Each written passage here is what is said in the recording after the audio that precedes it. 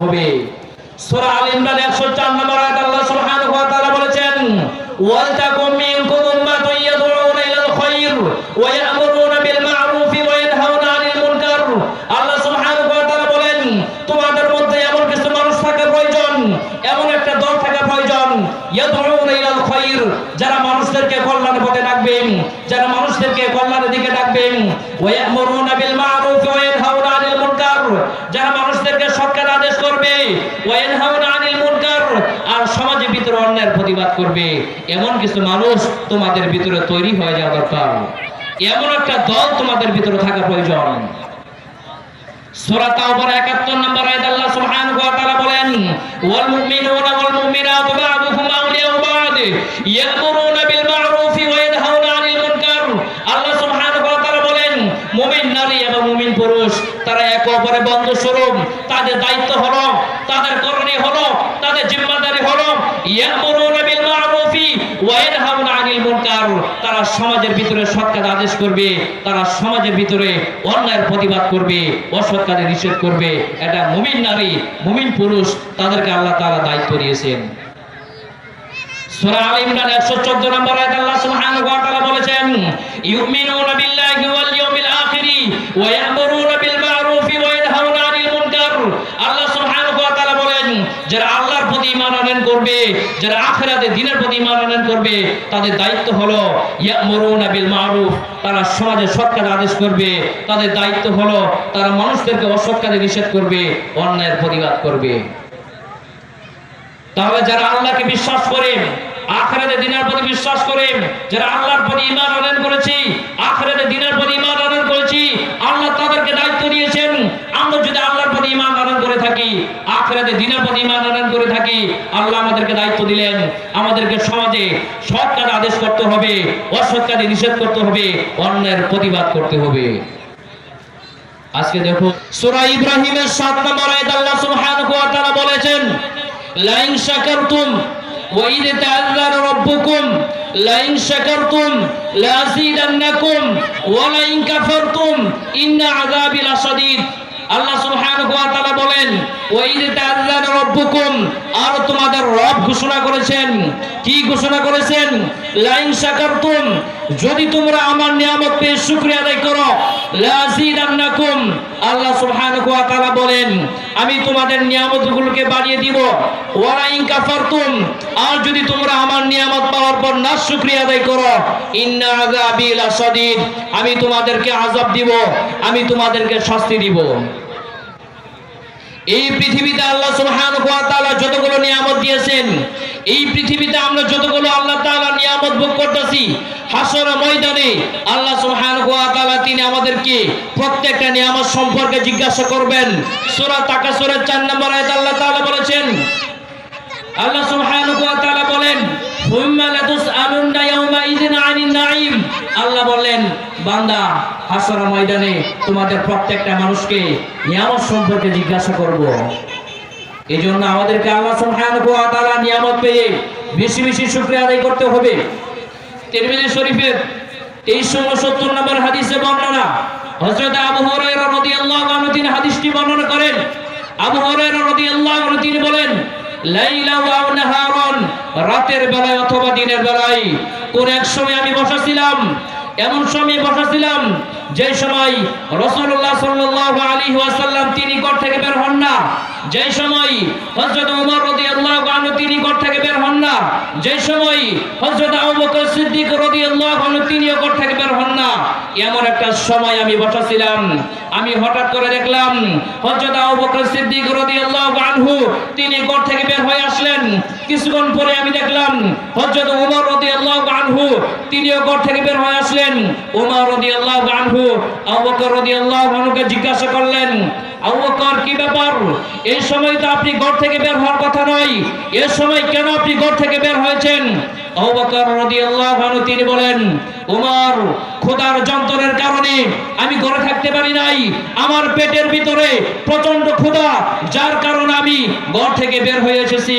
এবার আবু বকর সিদ্দিক রাদিয়াল্লাহু আনহু তিনি হযরত ওমর রাদিয়াল্লাহু আনহুকে বলতেছেন, ওমর বলো তুমি কেন ঘর থেকে বের হয়েছো? এই সময় তো তুমিও ঘর থেকে বের হওয়ার কথা নয়।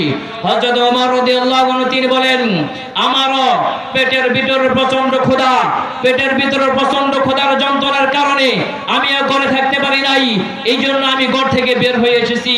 ইতিমধ্যেই রাসূলুল্লাহ সাল্লাল্লাহু আলাইহি ওয়াসাল্লাম তিনি আসলেন। রাসূল সাল্লাল্লাহু আলাইহি ওয়াসাল্লাম তিনি বলতেছেন, কি ব্যাপার আবু বকর ওমর, তোমরা এই সময় কেন ঘর থেকে বাহিরে? এই সময় তো তোমরা ঘর থেকে বের হওয়ার কথা নয়। এবার তারা দুজন বললেন, ইয়া রাসূলুল্লাহ, আমাদের পেটের ভিতরে প্রচন্ড ক্ষুধা, ক্ষুধার যন্ত্রণার কারণে আমরা ঘরে থাকতে পারি নাই, এই জন্য আমরা ঘর থেকে বের হয়ে এসেছি।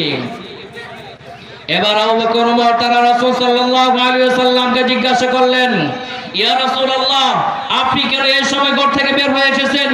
আপনিও তো ঘর থেকে বের হওয়ার কথা নয়। এবার রাসূলুল্লাহ সাল্লাল্লাহু আলাইহি ওয়াসাল্লাম তিনি বলেন, আবু বকর ওমর, আমার নবী, আমি নবীও ঘরে থাকতে পারি না, এই জন্য আমার পেটের ভিতরে প্রচন্ড ক্ষুধা, ক্ষুধার যন্ত্রণার কারণে আমি নবীও ঘরে থাকতে পারি নাই, এই জন্য আমি ঘর থেকে বের হয়ে এসেছি। এবার রাসূলুল্লাহ সাল্লাল্লাহু আলাইহি ওয়াসাল্লাম তিনি বলতেছেন, আবু বকর ওমর, চলো আমার সাথে।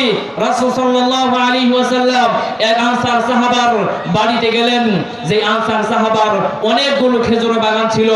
রাসূল সাল্লাল্লাহু আলাইহি ওয়াসাল্লাম বাড়িতে যাওয়ার পর ওই আনসার সাহাবার স্ত্রী রাসূলকে বসার ব্যবস্থা করে দিলেন। ওই আনসার সাহাবা বাড়িতে আসলেন, বাড়িতে আসার পর তার খেজুর বাগান থেকে কয়েকটা খেজুরের ছড়ি, পাকা খেজুরের ছড়ি আনলেন। আনার পর রাসূল সাল্লাল্লাহু আলাইহি ওয়াসাল্লাম নিকট দেয়া হলো। আবু বকর খেলেন, ওমর খেলেন, রাসূল খেলেন। রাসূল সাল্লাল্লাহু আলাইহি ওয়াসাল্লাম যখন খাবার শেষ, রাসূলের খাবার খাওয়া যখন শেষ, ওমরের খাবার খাওয়া যখন শেষ, আবু বকর রাদিয়াল্লাহু আনহুর খাবার খাওয়া যখন শেষ, রাসূল বলতেছেন, আবু বকর ওমর, তোমরা প্রস্তুত থাকো, তোমরা রেডি থাকো। এই যে তোমরা খাবার গ্রহণ করলে, আল্লাহর নিয়ামত ভোগ করলে, এই নিয়ামত সম্পর্কে তোমরা হাসরের ময়দানে জিজ্ঞাসিত হবে। একবার চিন্তা করে দেখুন, এত বড় মাপের একজন সাহাবী আবু বকর ওমর, তাদেরকে রাসূল বলতেছেন, এই যে তোমরা নিয়ামত ভোগ করলে, এই নিয়ামত সম্পর্কে তোমাদেরকে হাসর ময়দানে আল্লাহর কাছে জবাবদিহি করতে হবে। তাহলে আমরা দুনিয়াতে কত নিয়ামত ভোগ করতেছি, আমরা যদি আল্লাহ সুবহানাহু ওয়া তাআলা নিয়ামত পেয়ে যদি আমরা শুকরিয়া আদায় না করি, আল্লাহ আমাদেরকে শাস্তি দিবেন। এই জন্য আমরা আল্লাহ সুবহানাহু ওয়া তাআলা নিয়ামতের বেশি বেশি শুকরিয়া আদায় করব ইনশাআল্লাহ। সুনান তিরমিজির 2646 নম্বর হাদিসে বর্ণনা, হযরত আবু হুরায়রা রাদিয়াল্লাহু আনহু তিনি বলেন, রাসূলুল্লাহ সাল্লাল্লাহু আলাইহি ওয়াসাল্লাম তিনি বলেছেন, মান সালাকা তরিকান ইয়ালতামিসু ফীহি ইলমান সাহালাল্লাহু লাহু তরিকান ইলাল জান্নাহ। রাসূলুল্লাহ সাল্লাল্লাহু আলাইহি ওয়াসাল্লাম তিনি বলেন, যারা দ্বীনকে বোঝার জন্য, যারা কোরআন সুন্নাহকে বোঝার জন্য যারা ঘর থেকে বের হয়, রাসূল সাল্লাল্লাহু আলাইহি ওয়াসাল্লাম তিনি বলেন, সাহালাল্লাহু লাহু তরিকান ইলাল জান্নাহ, আল্লাহ সুবহানাহু ওয়া তাআলা তাদের জন্য জান্নাতে যাওয়ার রাস্তাকে সহজ করে দেন। বলেন সুবহানাল্লাহ। আজকের মাহফিলে আমরা যারা আল্লাহ সুবহানাহু ওয়া তাআলা দ্বীনকে জানার জন্য এসেছি, আল্লাহ সুবহানাহু ওয়া তাআলা দ্বীনকে বোঝার জন্য এসেছি, রাসূল সাল্লাল্লাহু আলাইহি ওয়াসাল্লাম বলেন, তাদের জন্য জান্নাতে যাওয়ার রাস্তাকে আল্লাহ তাআলা সহজ করে দিবেন। শুধু তাই নয়, আজকের মাহফিলে যারা শুরু থেকেই শেষ পর্যন্ত যারা থাকবে, আল্লাহ সুবহানাহু ওয়া তাআলা এই সমস্ত বান্দাদের জীবনের সমস্ত গুনাহ খাতাগুলো মাফ করে দিবেন এবং তাদের গুনাহগুলোকে আল্লাহ তাআলা নেকি দ্বারা পরিবর্তন করে দিবেন। মুসনাদ আহমদের 12453 নম্বর হাদিসে বর্ণনা, নবী করিম সাল্লাল্লাহু আলাইহি ওয়াসাল্লাম তিনি বলেন, মা মিন কওমিন ইজতামাউ ইয়াযকুরুনাল্লাহ। রাসূলুল্লাহ সাল্লাল্লাহু আলাইহি ওয়াসাল্লাম তিনি বলেন, যেখানে কিছু মানুষ একত্রিত হয় আর সেখানে আল্লাহ সুবহানাহু ওয়া তাআলা জিকির করা হয়, আল্লাহ সুবহানাহু ওয়া তাআলা কোরআন সুন্নাহ থেকে কথা বলা হয়, দ্বীনি কথা বলা হয়, এমন মজলিসে যারা শুরু থেকে শেষ পর্যন্ত থাকবে, মাহফিল শেষে আল্লাহ সুবহানাহু ওয়া তাআলা ঘোষণা করেন, ওয়ানাদা মুরাদিন মিনাস সামা, আল্লাহ সুবহানাহু ওয়া তাআলা ঘোষণা করেন, উমু মাগফিরুল লাকুম। মাহফিল যখন শেষ, আল্লাহ তখন বলেন, হে আমার বান্দারা, উমু, এবার তোমরা উঠো, এবার তোমরা দাঁড়িয়ে যাও, মাগফিরুল লাকুম, তোমাদের জীবনের গুনাহ খাতাগুলো মাফ করে দেওয়া হয়েছে, ফাকাদ বুদ্দিলা সাইয়্যাতুকুম হাসানাত, এবং তোমাদের জীবনের গুনাহ খাতাগুলোকে নেকি দ্বারা পরিবর্তন করে দেওয়া হয়েছে। বলেন সুবহানাল্লাহ। তাহলে আজকের মাহফিলে যারা শুরু থেকে শেষ পর্যন্ত যারা থাকবে, রাসূল সাল্লাল্লাহু আলাইহি ওয়াসাল্লাম বলতেছেন তাদের জীবনের সমস্ত গুনাহ খাতাগুলোকে মাফ করে দেওয়া হবে।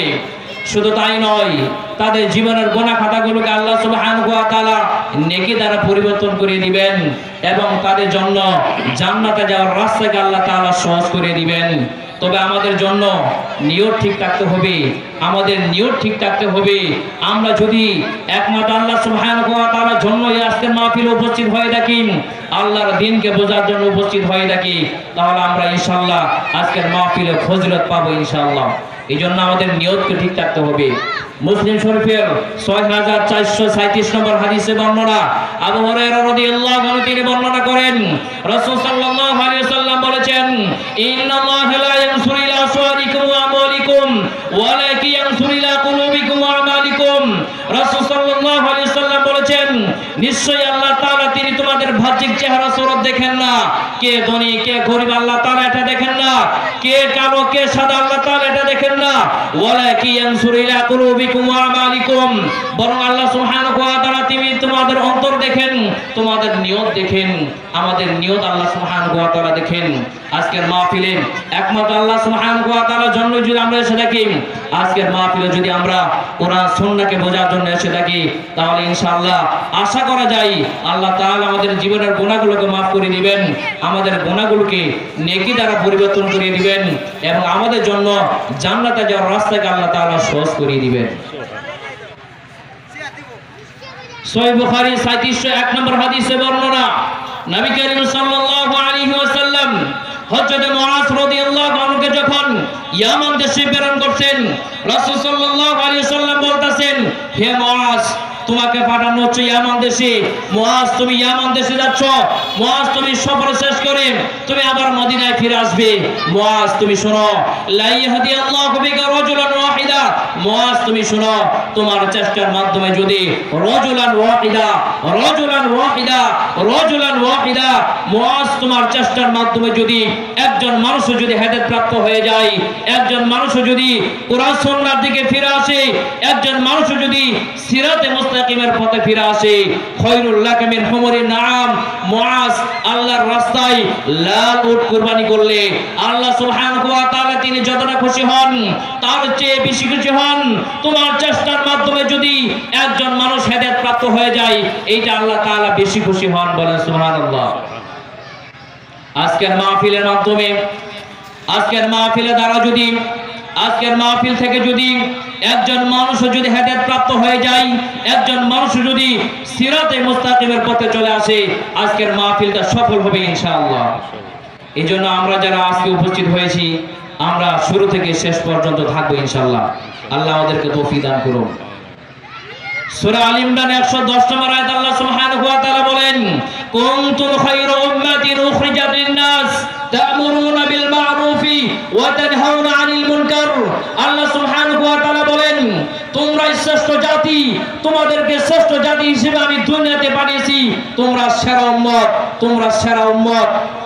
আমরা দুনিয়াতে দেখি সমাজের ভিতরে আমরা একসাথে যাদের সাথে লেখাপড়া করেছি, একসাথে যাদের সাথে লেখাপড়া করেছি, একই কলেজে পড়েছি, একই কোচিং আমরা পড়েছি, একসাথে আমরা পুকুরে গোসল করেছি, এই সমস্ত বন্ধুদের মধ্য থেকে যে যায়, অনেক বন্ধু সমাজের ভিতরে মেম্বার হয়ে যায়, অনেক বন্ধু সমাজের ভিতরে চেয়ারম্যান হয়ে যায়।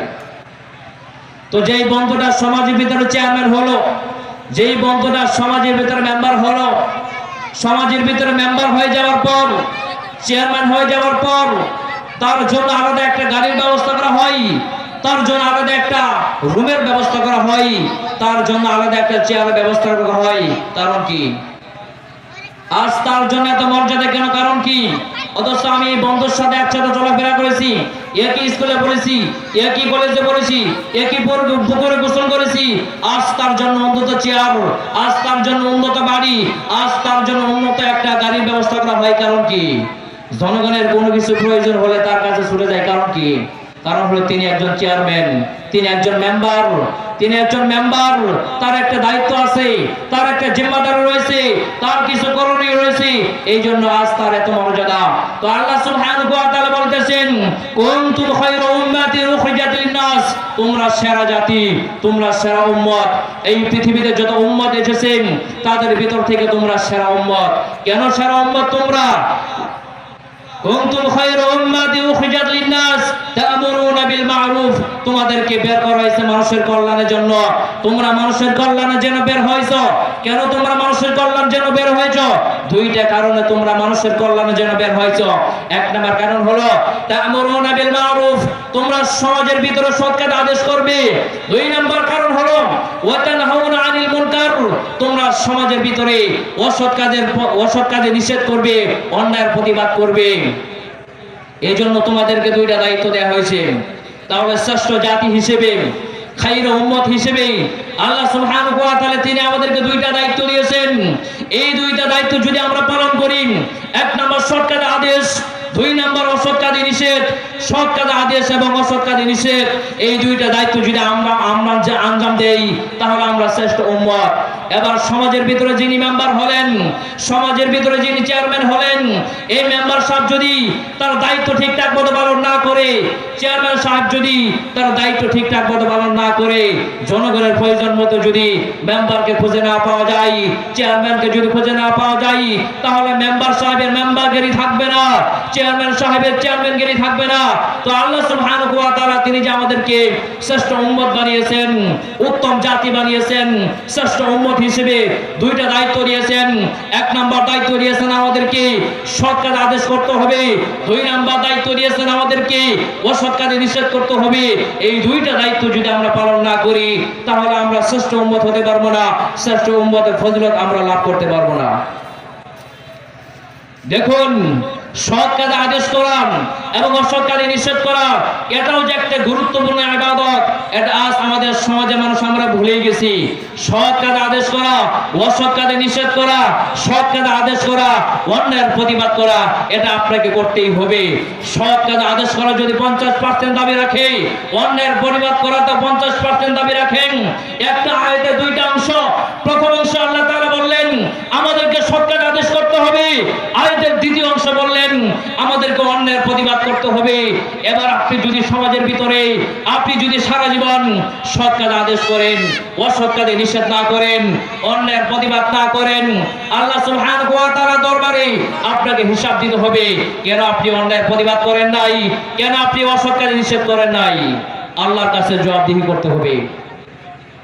আপনার সামর্থ্য ছিল, আপনার শক্তি ছিল, আপনার সামনে একজন মানুষ অন্যায় কাজ করেছে, আপনি কেন তাকে প্রতিবাদ করেন নাই, আপনি অসৎ কাজে কেন নিষেধ করেন নাই, এজন্য আপনাকে আল্লাহর কাছে জবাবদিহি করতে হবে। লোকমান আলাইহিস সালাম তিনি তার সন্তানকে বলেছিলেন ওয়া'মুর বিল মা'রুফ ওয়ানহা আনিল মুনকার। লোকমান আলাইহিস সালাম বলেছিলেন সন্তান তুমি সৎ কাজে আদেশ করবে, সন্তান তুমি অসৎ কাজে নিষেধ করবে। লোকমান আলাইহিস সালাম তার সন্তানকে দুইটা কথাই বলেছিলেন। এক নাম্বার বলেছিলেন সৎ কাজে আদেশের কথা, দুই নাম্বার বলেছিলেন অসৎ কাজে নিষেধের কথা। পবিত্র কোরআনে যত জায়গায় আল্লাহ সুবহানাহু ওয়া তাআলা সৎ কাজে আদেশের কথা বলেছেন, তার পরের আয়াতে আল্লাহ তাআলা বলেছেন অসৎ কাজে নিষেধের কথা। এইজন্য আমরা যদি আল্লাহ সুবহানাহু ওয়া তাআলা বিপদ আপদ গজব থেকে বাঁচতে চাই, আল্লাহ সুবহানাহু ওয়া তাআলা মুসিবত থেকে বাঁচতে চাই, তাহলে আমাদেরকে অবশ্যই সৎ কাজে আদেশ করতে হবে, অসৎ কাজে নিষেধ করতে হবে, অন্যায়ের প্রতিবাদ করতে হবে। এই দুইটা কাজ আমাদেরকে সমানভাবে করতে হবে। দেখুন, হযরত দাউদ আলাইহিস সালাতু ওয়াস সালামের জামানায় আল্লাহ সুবহানাহু ওয়া তাআলা দাউদ নবীর শরীয়তের ভিতরে শনিবার মাছ ধরাকে নিষেধ করে দিয়েছিলেন। শনিবার মাছ ধরা নিষেধ ছিল। এবার দাউদ নবীর শরীয়তের মানুষ এই শনিবারের নিষিদ্ধ বিধানকে কঞ্চ করে তারা তিন শ্রেণীতে বিভক্ত হয়েছিল। প্রথম শ্রেণী তারা আল্লাহ সুবহানাহু ওয়া তাআলা নিষিদ্ধ বিধানকে লঙ্ঘন করলো, শনিবারে তারা মাছ ধরলো। দ্বিতীয় শ্রেণী তারা শনিবারে নিষিদ্ধ বিধান লঙ্ঘন করে নাই, কিন্তু তাদের সামনে যারা মাছ ধরেছিল তাদেরকে প্রতিবাদ করে নাই। এই হলো দ্বিতীয় শ্রেণী। তৃতীয় শ্রেণী তারা মাছ ধরে নাই, আল্লাহর নিষিদ্ধ বিধান লঙ্ঘন করে নাই, কিন্তু তাদের সামনে যারা মাছ ধরেছেন আল্লাহর নিষিদ্ধ বিধান লঙ্ঘন করেছে, তাদেরকে জানিয়ে দিয়েছেন, প্রতিবাদ করেছে খবরদার তোমরা কেউ মাছ ধরতে পারবে না, আল্লাহ তাআলা শনিবারে মাছ ধরা নিষেধ করে দিয়েছেন, নিষেধ করলাম, প্রতিবাদ করলাম, কেউ তোমরা মাছ ধরতে পারবে না। এই হলো 3 শ্রেণী। এবার দেখুন প্রথম শ্রেণী, যারা আল্লাহর নিষিদ্ধ বিধান লঙ্ঘন করেছিল, আর যাদের সামনে আল্লাহ নিষিদ্ধ বিধান লঙ্ঘন করা হয়েছিল, যারা নিষিদ্ধ বিধান লঙ্ঘন করা হয়েছিল তাদেরকে বাধা প্রদান করে নাই। প্রথম শ্রেণী এবং দ্বিতীয় শ্রেণীকে আল্লাহ সুবহানাহু ওয়া তাআলা বানরে পরিণত করে দিলেন। সূরা বাকারা 65 নম্বর আয়াতে আল্লাহ সুবহানাহু ওয়া তাআলা বলেন, ওয়া লাকাদ আলিমতুমুল্লাযীনা আতালাউ মিনকুম ফিস সাবতি ফাকুল্লা লাকুম কুনু কিরাদাতান খাসিইন। আল্লাহ সুবহানাহু ওয়া তাআলা বলেছেন, আর অবশ্যই তোমাদের তাদের কথা মনে রয়েছে যারা শনিবারে নিষিদ্ধ বিধানকে লঙ্ঘন করার কারণে আমি আল্লাহ তাদেরকে বানরে পরিণত করে দিয়েছিলাম। অবশ্যই তাদের কথা তোমাদের মনে রয়েছে। কেন মনে রাখবা?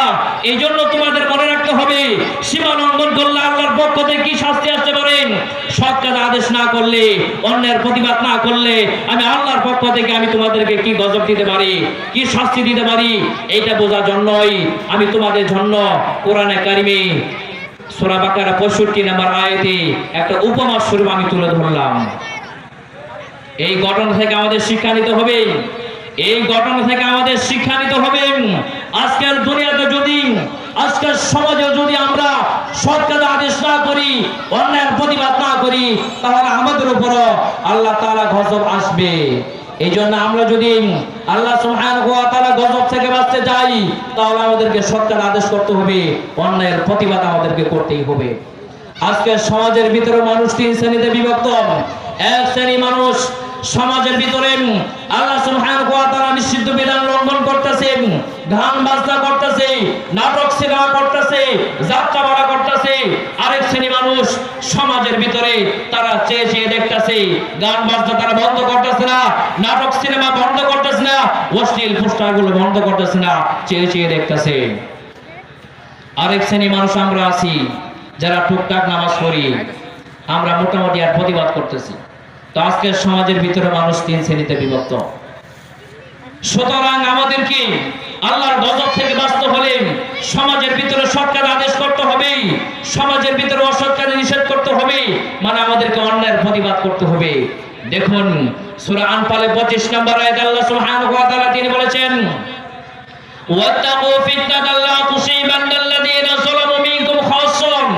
আল্লাহ বললেন, বান্দা তোমরা সতর্ক থাকো, তোমরা বিরত থাকো, তোমরা বেঁচে থাকো সেই সমস্ত মুসিবত থেকে, সেই সমস্ত বিপদ থেকে। যে সমস্ত মুসিবতের কারণ যারা, যে সমস্ত বিপদের কারণ যারা, তাদের উপরে গজব আসবে না, বরং যারা সমাজের ভিতরে অন্যায়কে সহ্য করবে, অন্যায়ের প্রতিবাদ করবে না, তাদের উপর গজব আসবে। কিভাবে? দেখুন, সমাজের ভিতরে যারা গান বাজনা করতেছে, নাটক করতেছে, সমাজের ভিতরে যারা যাত্রাপালা করতেছে, এদের উপর গজব আসবে। আর সমাজের ভিতরে যারা এই গান বাজনাগুলো বন্ধ করতেছে না, অন্যের প্রতিবাদ করতেছে না, তাদের উপর আল্লাহ শাস্তি সমানভাবে আসবে। সহিহ বুখারী 2493 নম্বর হাদিসে বর্ণনা, হযরত নু'মান ইবনে বাশির রাদিয়াল্লাহু আনহু থেকে বর্ণিত হাদিস। তিনি বলেছেন, রাসূলুল্লাহ সাল্লাল্লাহু আলাইহি ওয়াসাল্লাম বলেছেন, সমাজের ভিতরে যারা অন্যায় কাজ করতেছেন, যারা পাপাচার পাপ কাজ করতেছেন, তাদের উপর শাস্তি আসবে। আর যারা অন্যায়কে যারা সহ্য করতেছেন, এই পাপ কাজকে যারা বন্ধ করতেছে না, তাদের উপর শাস্তি আসবে, সমান সমানভাবে আসবে। কিভাবে আসবে? এটা বোঝার জন্যই রাসূল সাল্লাল্লাহু আলাইহি ওয়াসাল্লাম তিনি একটা উদাহরণ দিলেন। রাসূল বলেন, দোতলা বিশিষ্ট একটি জাহাজ, জাহাজের ভিতরে প্রথম তলায় মানুষ রয়েছে এবং জাহাজের দ্বিতীয় তলায় মানুষ রয়েছে। প্রথম তলা জাহাজের ভিতরে যে সমস্ত মানুষ রয়েছেন সেখানে পানির কোনো ব্যবস্থা নাই। জাহাজের দ্বিতীয় তলা যারা রয়েছেন সেখানে পানির ব্যবস্থা আছে। প্রথম তলা মানুষ, তাদেরকে কষ্ট করে দোতলাকে পানি আনতে হয়। প্রথম তলা মানুষ যখন তারা দোতলাকে পানি আনতে হয়, পানি নিয়ে আসার জন্য যায়, দোতলাবাসীরা তাদেরকে পানি দিতে চায় না, নানা রকমের তারা কথা শোনায়। তারা বলল, প্রথম তলাবাসীদেরকে বলল, আমরা তোমাদেরকে পানি দিতে পারবো না, যাও এখান থেকে চলে যাও। এবার প্রথম তলার চিন্তা করলো, কি দরকার দোতলায় কষ্ট করে যে পানি আনতে, পানি তো সাগরের নিচেই আছে। আমরা যদি এই জাহাজের প্রথম তলা যদি ফোঁটা করে দেই, তাহলে এখান থেকে আমরা পানি পান করতে পারবো। এবার দোতলাবাসীরা যদি বলেন, তোমাদের প্রথম তলা তোমাদের কাজ, চাই ফোঁটা করো, চাই না ফোটা করো সেটা তোমাদের ব্যাপার, আমাদের কি? এবার দেখুন, প্রথম তলাবাসীরা যদি জাহাজের প্রথম তলা যদি ফোটা করে দেয়, পানি ওঠা যখন শুরু করবে, পানি উঠতে উঠতে সময়ের ব্যবধানে প্রথম তলা ডুববে নাকি দ্বিতীয় তলা ডুববে? পানি যখন উঠবে সময়ের ব্যবধানে প্রথম তলা জাহাজ ডুববে এবং দ্বিতীয় তলা ডুবে যাবে। তো আপনি বলতেছেন অমুকের বাড়িতে গান বাজনা হচ্ছে, দাদা আমার কি? আমার বাড়িতে তো গান বাজনা হচ্ছে না। অমুক এলাকার মানুষ নাটক করতেছে, দাদা আমার কি? অমুক এলাকায় যাত্রা বলা করতেছে, দাদা আমার কি? এই কথা বললে আপনি বাঁচতে পারবেন না। সৎ কাজে আদেশ এবং অসৎ কাজে নিষেধ আমাদেরকে দুইটা সমান ভাবে করতে হবে। যদি আপনি সৎ কাজে আদেশ না করেন, অসৎ কাজে নিষেধ না করেন, আল্লাহর কাছে আপনাকে জবাবদিহি করতে হবে। দাদা আমার কি? অমুক এলাকায় যাত্রা বলা করতেছে, দাদা আমার কি? এই কথা বললে আপনি বাঁচতে পারবেন না। সৎ কাজে আদেশ এবং অসৎ কাজে নিষেধ আমাদেরকে দুইটা সমান ভাবে করতে হবে। যদি আপনি সৎ কাজে আদেশ না করেন, অসৎ কাজে নিষেধ না করেন, আল্লাহর কাছে আপনাকে জবাবদিহি করতে হবে। সূরা আল ইমরান 104 নম্বর আয়াত আল্লাহ সুবহানাহু ওয়া তাআলা বলেছেন, ওয়ালতাকুম মিনকুম উম্মাতুন ইয়াদউনা ইলাল খায়র ওয়া ইয়া'মুরুনা বিল মা'রুফি ওয়া ইয়ানহাউনা আনিল মুনকার।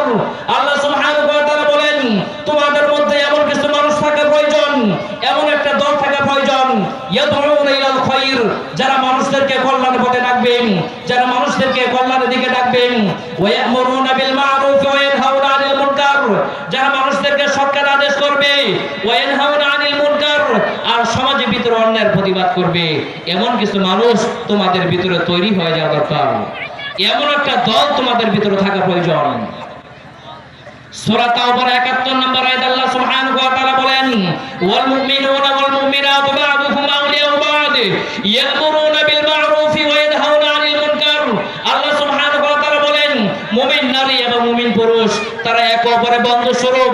তাদের দায়িত্ব হলো, তাদের করণীয় হলো, তাদের জিম্মাদারি হলো ইয়া'মুরুনা বিল মা'রুফি ওয়া ইয়ানহাউনা আনিল মুনকার। তারা সমাজের ভিতরে সৎ কাজ আদেশ করবে, তারা সমাজের ভিতরে অন্যায়ের প্রতিবাদ করবে, অসৎ কাজে নিষেধ করবে। এটা মুমিন নারী মুমিন পুরুষ, তাদেরকে আল্লাহ তাআলা দায়িত্ব দিয়েছেন। সূরা আল ইমরান 114 নম্বর আয়াত আল্লাহ সুবহানাহু ওয়া তাআলা বলেছেন, ইউমিনুনা বিল্লাহি ওয়াল ইয়াউমিল আখির ওয়া ইয়া'মুরুনা বিল মা'রুফি ওয়া ইয়ানহাউনা আনিল মুনকার। আল্লাহ সুবহানাহু ওয়া তাআলা বলেন, যারা আল্লাহর প্রতি ঈমান আনয়ন করবে, যারা আখিরাতের দিনের প্রতি ঈমান আনয়ন করবে, তাদের দায়িত্ব হলো ইয়া'মুরুনা বিল মা'রুফ, তারা সমাজে সৎ কাজ আদেশ করবে। তাদের দায়িত্ব হলো তারা মানুষদেরকে অসৎ কাজে নিষেধ করবে, অন্যায়ের প্রতিবাদ করবে। তাহলে যারা আল্লাহকে বিশ্বাস করে, আখিরাতের দিনের প্রতি বিশ্বাস করে, যারা আল্লাহর প্রতি ঈমান আনয়ন করেছি, আখিরাতের দিনের প্রতি ঈমান আনয়ন করেছি, আল্লাহ তাদেরকে দায়িত্ব দিয়েছেন। আমরা যদি আল্লাহর প্রতি ঈমান আনয়ন করে থাকি, আখিরাতের দিনের প্রতি ঈমান আনয়ন করে থাকি, আল্লাহ আমাদেরকে দায়িত্ব দিলেন, আমাদেরকে সমাজে সৎ কাজ আদেশ করতে হবে, অসৎ কাজে নিষেধ করতে হবে, অন্যায়ের প্রতিবাদ করতে হবে। আজকে দেখুন, আজকে আমরা সিয়াম পালন করতেছি, নামাজ পড়তেছি, রোজা রাখতেছি, দান সদকা করতেছি, হজ পালন করতেছি, টুকটাক আমরা দ্বীনি বিষয় আমরা পালন করি। মুসলিম শরীফের 81 নম্বর হাদিসে বর্ণনা, নবী করিম সাল্লাল্লাহু আলাইহি ওয়াসাল্লাম তিনি বলেছেন, মান রাআ মিনকুম মুনকারান ফালইউগাইয়িরু বিয়াদিহি ফাইন লাম ইয়াস্তাতি ফাবিলিসানিহি ফাইন লাম ইয়াস্তাতি ফাবিকলবিহি ওয়া যালিকা আদআফুল ঈমান। রাসূল সাল্লাল্লাহু আলাইহি ওয়াসাল্লাম তিনি বলেন, যেখানে তুমি অন্যায় কাজ দেখবা, সেখানে তুমি তোমার হাত দ্বারা প্রতিহত করার চেষ্টা করবা, হাত দ্বারা তুমি কাজটা বন্ধ করে দিবা। যদি তোমার হাত দ্বারা কাজটা বন্ধ করতে না পারো, ফাইল্লাম নাস্তাদি ফাবিলিসানিহি, তাহলে তুমি তোমার জবান দ্বারা প্রতিবাদ করবা, জবান দ্বারা অন্যায় কাজটা বন্ধ করে দিবা। যদি তুমি জবান দ্বারা প্রতিবাদ করতে না পারো, ফাইল্লাম নাস্তাদি ফাবিলিসানিহি ফাইল্লাম নাস্তাদি ফাবিকলবিহি, তাহলে তুমি তোমার অন্তর দ্বারা ঘৃণা করবে। প্রথমত আমাদেরকে হাত দ্বারা প্রতিবাদ করতে হবে। সমাজে যেখানে অন্যায় কাজ হবে, যেখানে গান বাজনা হবে, যেখানে সিনেমার পোস্টার লাগানো হবে, যেখানে যাত্রাপালা আয়োজন করা হবে, প্রথমত আমাদেরকে হাত দ্বারা প্রতিবাদ করতে হবে। হাত দ্বারা যদি আমরা প্রতিবাদ করতে না পারি, আমাদের জবান দ্বারা প্রতিবাদ করতে হবে। জবান দ্বারা যদি আমরা প্রতিবাদ করতে না পারি, তাহলে আমাদেরকে অন্তরে ঘৃণা করতে হবে। তাহলে আমরা সিয়াম পালন করতেছি, রোজা পালন করতেছি, সালাত আদায় করতেছি, যাকাত আদায় করতেছি, একই কোরআন আয়াত দ্বারা আবার সেই একই কোরআন আল্লাহ সুবহানাহু ওয়া তাআলা বললেন সৎ কাজ আদেশের কথা, অসৎ কাজে নিষেধের কথা। সিয়ামের ক্ষেত্রে, সালাতের ক্ষেত্রে, যাকাতের ক্ষেত্রে আমরা আয়াত মানতাছি, সেই একই আয়াত, একই কোরআনের আয়াত আল্লাহ বললেন সৎ কাজ আদেশ করতে হবে, অসৎ কাজে নিষেধ করতে হবে। আজকে আমরা যদি আজকে দরিবারা এখানে যারা উপস্থিত আছি, আমরা যদি একটা সিদ্ধান্ত নেই, আজকে আমরা যদি একটা উদ্যোগ নেই, আজকে এই দরিবারের ভিতরে কোনো মানুষ প্রকাশ্য দিবালোকে গান বাজনা করতে পারবে না, প্রকাশ্য দিবালোকে কোনো যাত্রার আয়োজন করতে পারবে না, কোনো নাটকের আয়োজন করতে পারবে না। যেখানে নাটক সিনেমার আয়োজন করা হবে, যেখানে গান বাজনা আয়োজন করা হবে, সেখানে আমরা প্রতিবাদ করব, সেখানে আমরা গান বাজনা বন্ধ করে দিব। তাহলে আমাদের এই দরিবারাটা গান বাজনা মুক্ত করার সম্ভাবনা রয়েছে ইনশাআল্লাহ। আজকে যখন সেই কোরআনের আয়াত আল্লাহ সুবহানাহু ওয়া তাআলা বললেন অন্যায়ের প্রতিবাদ করতে হবে। আজকে আমাদের ব্যক্তিগত জীবনে শান্তি নেই, পারিবারিক জীবনে শান্তি নেই, সামাজিক জীবনে শান্তি নেই। ব্যক্তিগত জীবনে অন্ধকার, সামাজিক জীবনে অন্ধকার, পারিবারিক জীবনে অন্ধকার, রাষ্ট্রের ভিতরে অন্ধকার। সমাজ, পরিবার, রাষ্ট্র থেকে যদি আমরা অন্ধকার দূর করতে চাই তাহলে আমাদেরকে কোরআন মানতে হবে। কিন্তু আজকে তো আমরা কোরআন মানি না। আজকে যদি আমি কোরআন মানতাম, নিজে আলোকিত হতাম, সমাজ আলোকিত হতো, রাষ্ট্র আলোকিত হতো, আমার দেশটা আলোকিত হতো, আমার পরিবারকে আমি আলোকিত করতে পারতাম। আজকে দেখুন বাংলাদেশ স্বাধীনতার 54 বছর হয়ে গেল। বাংলাদেশ স্বাধীনতার 54 বছরে যারা বাংলাদেশের শাসক ছিল, আপনি বাংলাদেশের 54 বছরে দেখেন, ঘুরে ঘুরে দেখেন, কোথাও আপনি আলো পাবেন না, কোথাও ইনসাফ ভিত্তিক কোনো শাসন পাবেন না। বাংলাদেশের যেখানে যাবেন অন্ধকার, জুলুম, নির্যাতন, খুন, ধর্ষণ, চাঁদাবাজি চলতেছে। কারণ এই দেশটাকে যারা শাসন করেছিল, এই দেশটাকে যারা শাসন করেছিল, যারা শাসক ছিল, তারা শাসনের পরিবর্তে শোষণ করেছে।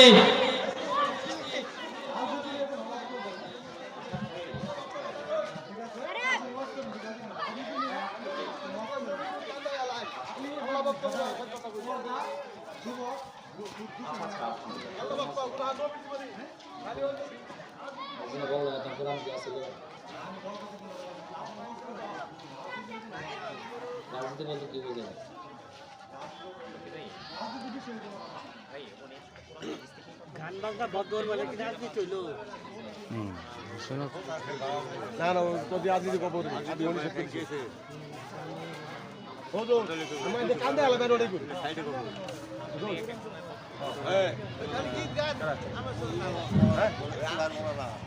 সম্মানিত হাজিরিন, আল্লাহ সুবহানাহু ওয়া তাআলা পবিত্র কোরআন দিয়েছেন সমাজকে আলোকিত করার জন্য, দেশকে আলোকিত করার জন্য। আল্লাহ সুবহানাহু ওয়া তাআলা সূরা ইব্রাহিমের 1 নম্বর আয়াতে বলেন, কিতাবুন আনজালনাহু ইলাইকা লিতুখরিজান নাস মিনাজ যুলুমাতি ইলান নূর।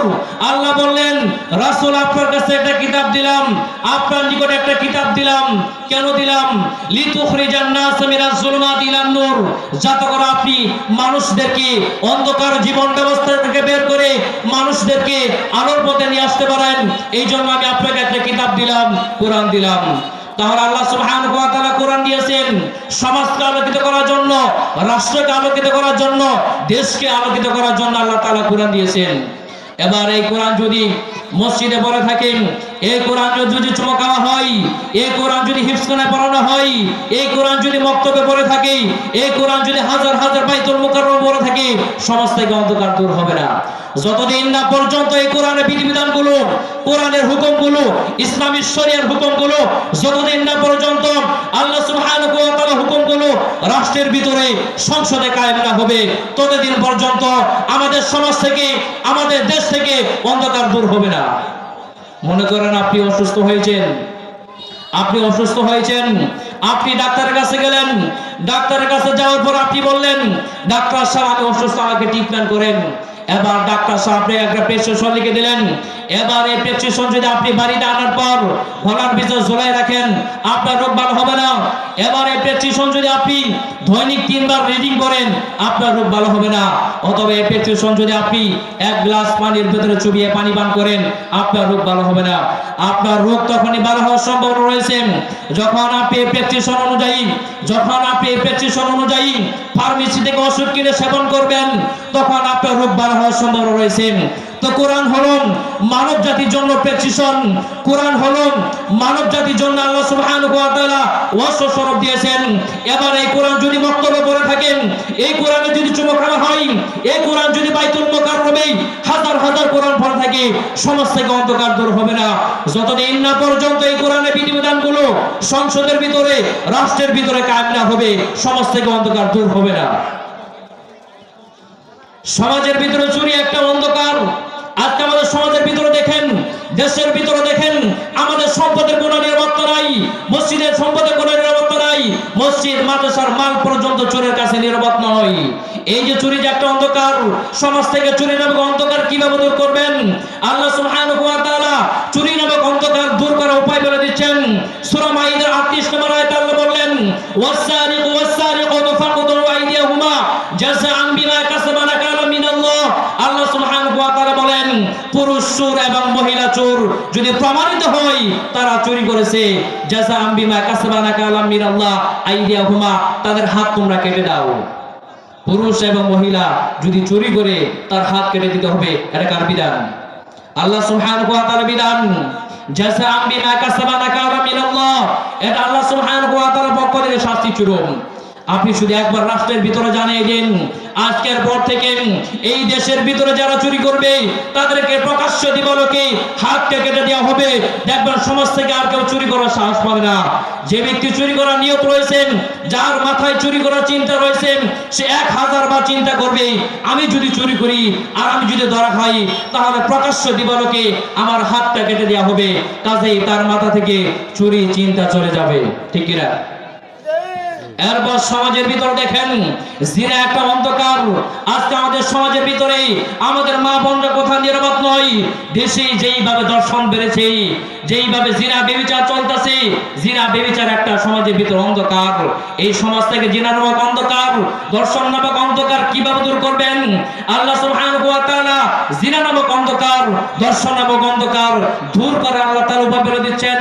সূরা নূরের 2 নম্বর আয়াতে আল্লাহ সুবহানাহু ওয়া তাআলা বললেন, আয-যানি ওয়াজ-যানিয়াতু ফাজলিদু কুল্লা ওয়াহিদিন মিনহুমা মিয়াতা জালদা ওয়া লা তা'খুযুকুম বিহিমা রাফাতুন ফি দীনিল্লাহি ইন কুনতুম তু'মিনুনা বিল্লাহি ওয়াল ইয়াউমিল আখির। আল্লাহ সুবহানাহু ওয়া তাআলা বললেন, পুরুষ এবং মহিলা যদি প্রমাণিত হয় তারা জিনায় লিপ্ত হয়েছে, মিয়াতা জালদা, তাহলে তাদেরকে তোমরা 100 করে বেত মারো। তার বিধান আল্লাহ সুবহানাহু ওয়া তাআলা বলে দিলেন, পুরুষ এবং মহিলা যদি প্রমাণিত হয় তারা জিনায় লিপ্ত হয়েছে, 100 করে বেত মারতে হবে। দেখুন আমরা মানুষ, আমরা মানব জাতি, আমাদের ভিতরে দয়া মায়া রয়েছে।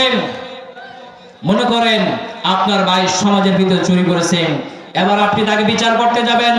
বিচার করতে গেলে আপনি স্বাভাবিকভাবে আপনি কি করবেন? যেহেতু আমার ভাই চুরি করেছে, আপনি চেষ্টা করবেন আমার ভাইকে শাস্তি থেকে বাঁচানো।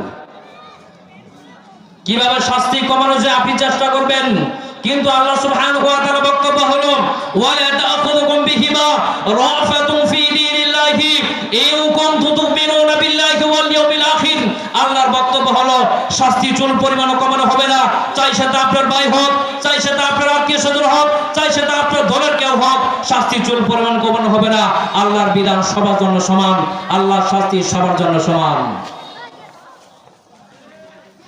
নবী করিম সাল্লাল্লাহু আলাইহি ওয়াসাল্লাম তিনি বলেছেন, সহিহ বুখারী হাদিস, মুসলিম শরীফে কিতাবুল হুদুদে রয়েছে, নবী করিম সাল্লাল্লাহু আলাইহি ওয়াসাল্লাম তিনি বলেছেন, লাউ আন্না ফাতিমা বিনত মুহাম্মাদিন সারাকাত লাকাতারতু ইয়াদাহা। রাসূল সাল্লাল্লাহু আলাইহি ওয়াসাল্লাম তিনি বলতেছেন, আমার মেয়ে ফাতেমা যদি আজকে চুরি করত, আমি নবী লাকাতারতু ইয়াদাহা, আমি নবী আমার মেয়ের হাতকে কেটে দিতাম। রাসূল বলতেছেন, আমার মেয়ে ফাতেমা যদি চুরি করত, রাসূল বলতেছেন আমার মেয়ের হাত আমি কেটে দিতাম। দেখুন আল্লাহ সুবহানাহু ওয়া তাআলা বিধান, আল্লাহর বিধানের উপর আমল করা কাকে বলেন? এটার নাম হল ইসলাম। ইনসাফ ভিত্তিক বিচার ফয়সালা কাকে বলেন? রাসূল বলতেছেন নিজের মেয়েও চুরি করলে নিজের মেয়ের হাত কেটে দিতেন। তাহলে সমাজ থেকে যদি আমরা চুরি দূর করতে চাই, একবার শুধু যদি ঘোষণা হয়ে যায়, সমাজ থেকে যদি আপনি অন্ধকার, জিনা নামক অন্ধকার দূর করতে চান, একবার শুধু আপনি রাষ্ট্রের ভিতরে জানিয়ে দিন, সমাজের ভিতরে ঘোষণা করে দিন, আজকের পর থেকে যারা এই দেশের ভিতরে জিনায় লিপ্ত হবে, প্রকাশ্যে দিবালোকে তাদেরকে 100 করে বেত মারা হবে। দেখবেন সমাজের ভিতরে যাদের মাথায় জিনা করার চিন্তা আছে, যে সমস্ত যুবকের, যে সমস্ত মহিলার জিনায় লিপ্ত হওয়ার চিন্তা রয়েছেন, তারা হাজারবার চিন্তা করবে, তারা চিন্তা করবে আমরা যদি জিনায় লিপ্ত হই আর আমরা যদি ধরা পড়ে যাই, তাহলে আমাদেরকে প্রকাশ্য দিবালোকে মানুষদের সামনে 100 করে বেত মারা হবে। কাজেই তাদের মাথা থেকে জিনা করার চিন্তা চলে যাবে। এরপর সমাজের ভিতরে দেখুন, আজকে আমাদের দেশের ভিতরে, সমাজের ভিতরে যেইভাবে মানুষকে হত্যা করা হইতেছে, এই হত্যা একটা অন্ধকার, সমাজের ভিতরে হত্যা একটা অন্ধকার, সমাজের ভিতরে, দেশের ভিতরে হত্যা একটা অন্ধকার, খুন একটা অন্ধকার, খুন নামক অন্ধকার, এই হত্যা নামক অন্ধকার আপনি কিভাবে দূর করবেন? আপনি কোরআনে আসেন, আল্লাহ সুবহানাহু ওয়া তাআলা হত্যা নামক অন্ধকার, খুন নামক অন্ধকার দূর করার আল্লাহ তাআলা উপায় বলে দিয়েছেন। সূরা বাকারা 178 নম্বর আয়াত আল্লাহ তাআলা বলে দিলেন, ইয়া আইয়ুহাল্লাযীনা আমানু কুতিবা আলাইকুমুল কিসাসু ফিল কতল আল হুররু বিল হুররি ওয়াল আবদু বিল আবদি ওয়াল উনসা বিল উনসা। আল্লাহ সুবহানাহু ওয়া তাআলা বললেন, ইয়া আইয়ুহাল্লাযীনা আমানু, হে ঈমানদার সমাজ, হে ঈমানদারগণ, কুতিবা আলাইকুমুল কিসাসু ফিল কতল, তোমাদের উপর কিসাসের বিধানকে ফরজ করে দেওয়া হয়েছে। আল হুররু বিল হুররি ওয়াল আবদু বিল আবদি, পুরুষ যদি কোনো পুরুষকে হত্যা করে তাহলে তাকে হত্যা করতে হবে। কোন মহিলা যদি কোনো মহিলাকে হত্যা করে ওই মহিলাকে হত্যা করতে হবে। কোন বাদী যদি কোনো বাদীকে হত্যা করে তাকে হত্যা করতে হবে। তার বিধান আল্লাহ সুবহানাহু ওয়া তাআলা বিধান দিয়ে দিলেন। সূরা মাইদার 45 নম্বর আয়াতে আল্লাহ সুবহানাহু ওয়া তাআলা বলেন, أن النفس بالنفس والعين بالعين والأنف بالأنف والأذن بالأذن والسن بالسن والجروح قصاص। আল্লাহ সুবহানাহু ওয়া তাআলা বলেন, কেউ যদি আপনার চোখ উপড়ে ফেলে তাহলে চাকু উপড়ে ফেলতে হবে। কেউ যদি আপনার নাক ভেঙে দেয় তার নাক ভেঙে দিতে হবে। কেউ যদি আপনাকে ঘুষি মারে তাকে একটা ঘুষি মারতে হবে। কেউ যদি আপনাকে দাঁত ভেঙে দেয় তার দাঁত ভেঙে দিতে হবে। ওয়াল জুরুহ কিসাস, জখমের বদলে জখম, তার বিধান আল্লাহ সুবহানাহু ওয়া তাআলা বিধান দিয়ে দিলেন। তাহলে আমরা যদি সমাজের ভিতরে যদি এই খুন নামক যদি অন্ধকার দূর করতে চাই, একবার শুধু রাষ্ট্রের ভিতর জানিয়ে দেন, এই সমাজের ভিতরে, এই দেশের ভিতরে আজকের পর থেকে যারা কোনো মানুষকে অন্যায়ভাবে হত্যা করবে তাকেও প্রকাশ্য দিবালোকে হত্যা করা হবে। দেখবার সমাজ থেকে খুন চলে যাবে। আজকে যখন এই বিধানগুলো, আজকে যখন এই কোরআনের বিধিবিধানগুলো নিয়ে কথা বলা হয়, তখন এক শ্রেণী মানুষের গায়ের ভিতরে চুলকানি শুরু হয়ে যায়। তারা বলে এই কোরআনের বিধিবিধানগুলো এখন চলবে না, এগুলো বর্বর আইন, বলে নাউজুবিল্লাহ। দেখুন আল্লাহ সুবহানাহু ওয়া তাআলা তিনি যে আমাদেরকে বিধানগুলো দিয়েছেন, আমাদের নিরাপত্তার জন্য আল্লাহ তাআলা এই বিধানগুলো দিয়েছেন। আমাদের মা বোনদের নিরাপত্তার জন্য আল্লাহ তাআলা এই বিধানগুলো দিয়েছেন। মনে করেন আপনার বাড়িতে একটা কুকুর প্রতিদিন ডিস্টার্ব করে, আপনি তাকে একদিন পিটানি দিলেন, একদিন বিড়ালকে মারলে, কুকুরকে মারলেন, দেখবেন সে চলে গেল। পরের দিন যদি বিড়াল আসে, কুকুর আসে, তখন তাকে শুধু একটা লাঠি দেখাবেন। লাঠি দেখানোর সাথে সাথে দেখবেন আপনার থেকে 300 হাত দূর থেকে সে চলে যাবে। দ্বিতীয় দিন এই কুকুরকে আর মারা লাগবে না। এবার আপনি কি বলবেন যে এই কুকুরকে মারা বর্বর আইন? মূলত কুকুরকে মারা মেন টার্গেট নয়, মূলত টার্গেট হলো কুকুরকে তাড়ানো। মূলত সমাজের ভিতরে যারা জিনা করবে তাদেরকে বেত মারার উদ্দেশ্য নয়, সমাজের ভিতরে যারা চুরি করবে তাদের হাত কাটার উদ্দেশ্য নয়, সমাজের ভিতরে যারা মানুষকে অন্যায়ভাবে হত্যা করবে তাকে হত্যা করার উদ্দেশ্য নয়। মূল ব্যাপার হলো, মেন টার্গেট হলো সমাজ থেকে চুরি দূর করা, মেন টার্গেট হলো সমাজ থেকে জিনা দূর করা, মেন টার্গেট হলো সমাজ থেকে হত্যা দূর করা। একবার শুধু রাষ্ট্রের ভিতরে আইন চালু করে দেন, আজকের পর থেকে যারা জিনা করবে প্রকাশ্যে দিবালোকে তাদেরকে বেত মারা হবে। আজকের পর থেকে যারা চুরি করবে প্রকাশ্যে দিবালোকে তাদের হাত কাটা হবে। আজকের পর থেকে যারা যারা এই সমাজের ভিতরে মানুষকে অন্যায়ভাবে হত্যা করবে তাদেরকে প্রকাশ্য দিবসে হত্যা করা হবে। দেখবেন এই দেশের ভিতরে যাদের চুরি করার চিন্তা আছে তাদের চুরি করার চিন্তা চলে যাবে, যাদের জিনা করার চিন্তা আছে তাদের মাথা থেকে জিনা করার চিন্তা চলে যাবে, যাদের মাথায় খুন করার চিন্তা আছে খুনের চিন্তা চলে যাবে। তখন আমাদের দেশটা শান্তিপূর্ণ দেশ হবে ইনশাআল্লাহ।